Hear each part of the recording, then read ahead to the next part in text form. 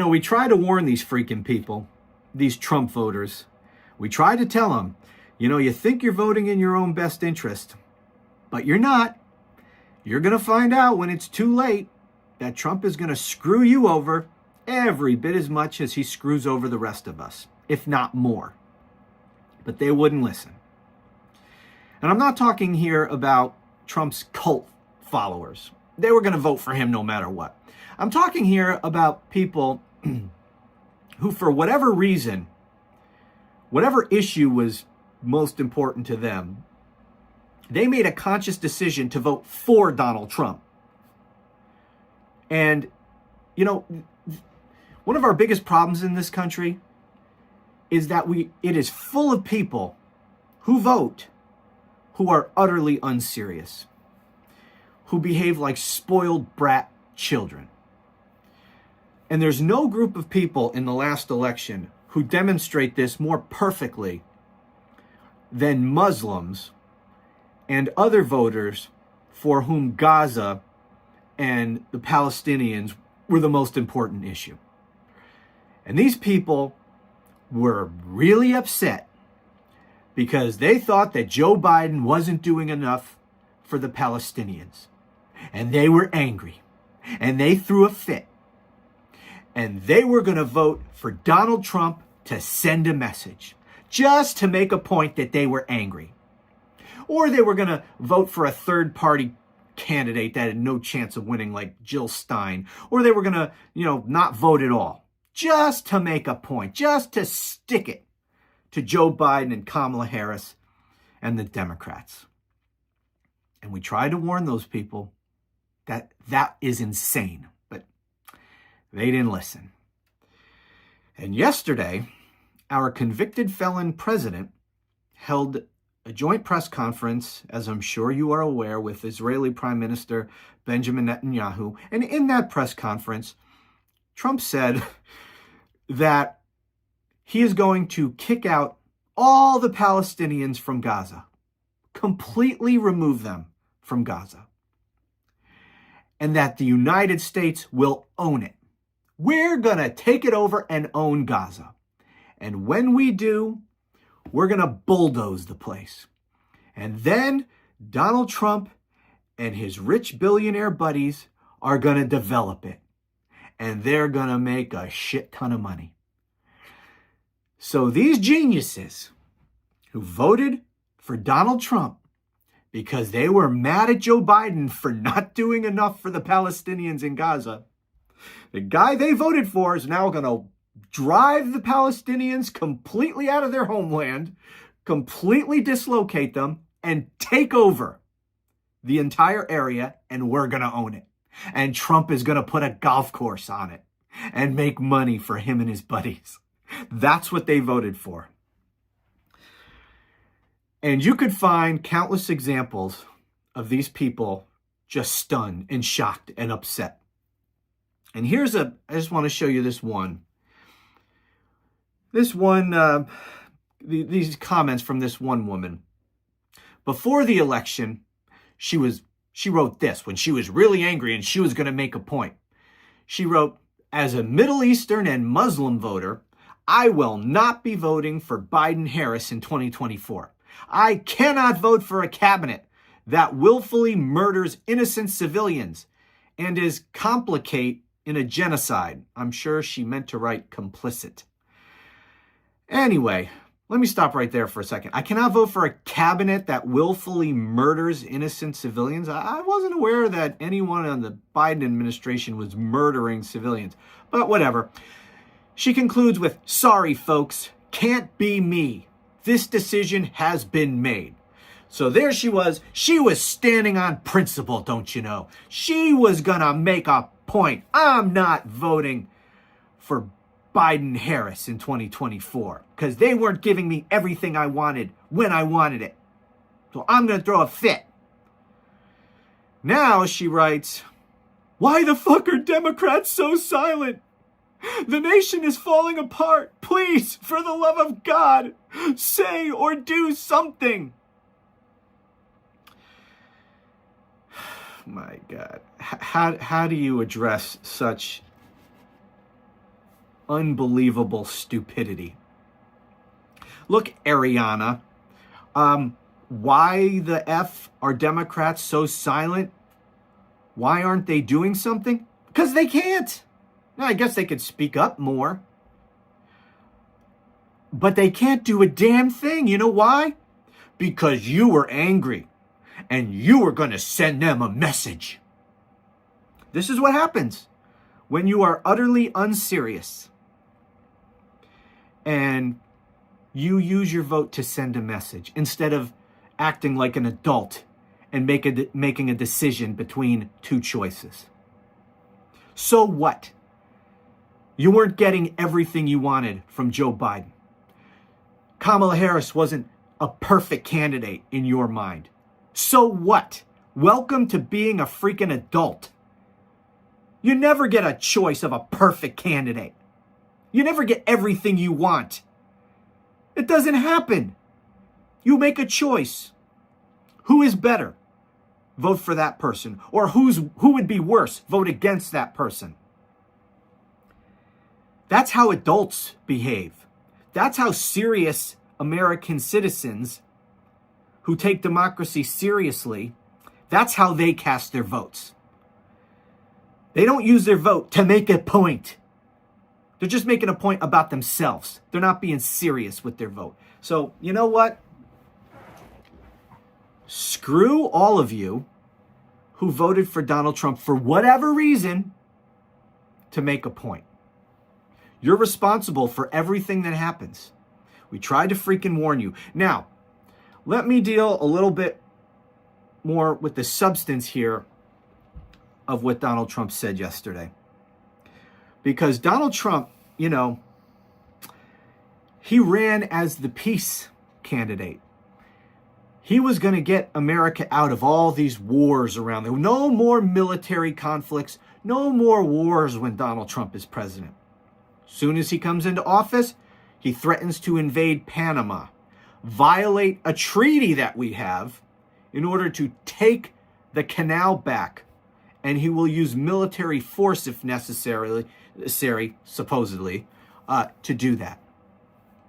Threatening military action potentially against our NATO ally Denmark because he wants Greenland.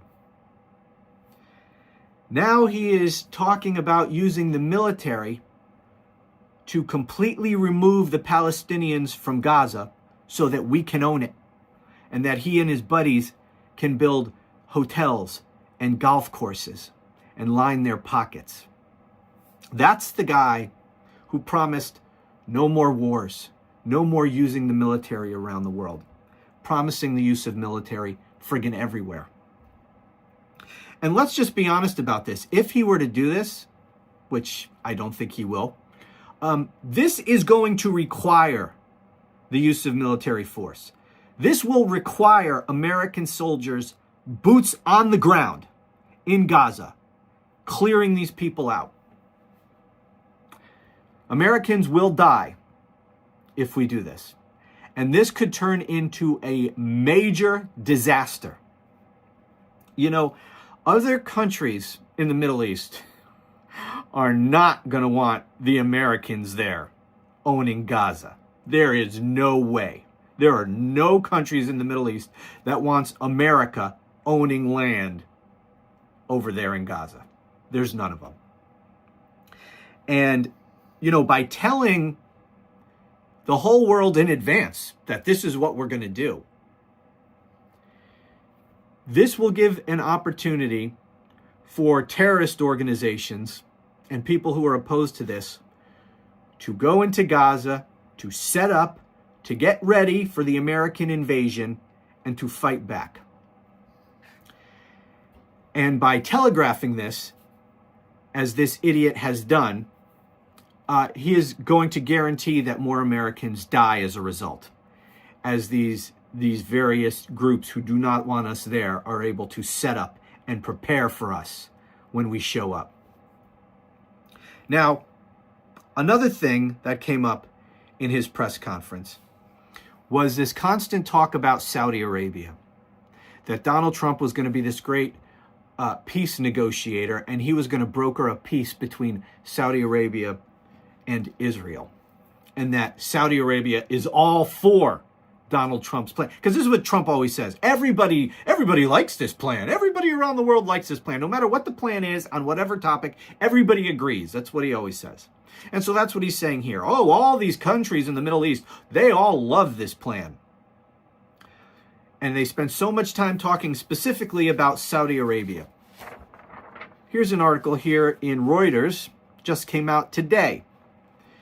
Saudi Arabia said it would not establish ties with Israel without the creation of a Palestinian state, contradicting President Donald Trump's claim that Riyadh was not demanding a Palestinian homeland when he said the U.S. wants to take over the Gaza Strip. In a shocking announcement, Trump said on Tuesday the United States would take over the war-ravaged enclave after Palestinians are resettled elsewhere and develop it economically. He was speaking at a joint press conference, blah, blah, blah.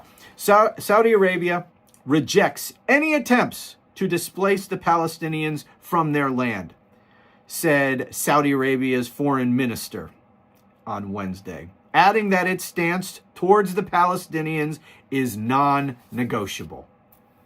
So it doesn't sound to me, and I'm no genius like Donald Trump, but it sounds to me like Saudi Arabia isn't all for this plan.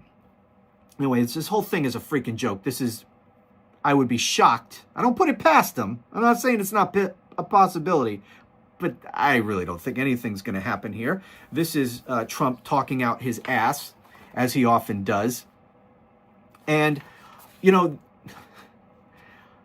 in addition to everything else you could say about this ridiculous, absurd plan, it's also illegal under international law, a flagrant violation of international law, displacing people from their homes and just kicking them the hell out. And Trump doesn't care where they go. Just get the hell out of here. I want it for a Trump hotel, so you need to get the hell out. Completely violates international law. Just a couple more quick things here. I want to show you a video of John King makes a terrific point about this. Watch this. That was the President of the United States sitting in the Oval Office endorsing the forcible resettlement of Palestinians off their own land, off land that international law recognizes as their land, as land that the United States, until 2 weeks and a day ago at least, recognized as their land. And the Prime Minister of Israel, the state created because Jews were forcibly relocated, forcibly resettled, and then killed in Europe by Hitler, sitting there smiling, while the President of the United States is saying we should forcibly resettle a people off their land. And one final thing about this. You know, I put up a video yesterday, a lengthy video. Please watch it, by the way. I titled it, "The Maga Dictatorship, How They Plan to Do It." And in that video, I explained what Donald Trump's role is in all of this. Because Donald Trump is not running things in the Trump administration. He's not strategizing anything. He's not coming up with any executive orders. He's just signing them, all right? All these moves, all these orders, all these plans, all of this stuff is being done by other people. Donald Trump is just the figurehead. Donald Trump's main job is to distract everybody with a bunch of crazy nonsense so that we focus on that instead of on what his people are doing to implement authoritarian rule in this country.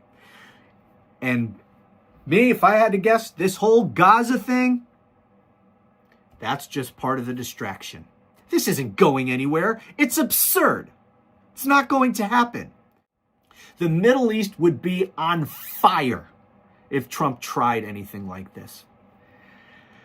Anyway, this is all part of the distraction. That's what this is. Oh, I'm going to take over Gaza. Everybody look over here. While my people are over here, you know, Elon Musk is over here, Russell Vought is over here, and they're, you know, stealing more power for themselves. They're stealing government information. They're consolidating executive power. They're coming up with new executive orders that violate the Constitution and concentrate power in the presidency. They're doing all these things to destroy the Constitution over here. Look over here, Gaza. I'm going to take Gaza and I'm going to put up a Trump resort. That'll really get the libs on fire and they won't focus on what I'm doing over here. That's what this is. This is more distraction. Anyway, this is what people like Ariana voted for. Good job, America. Idiots.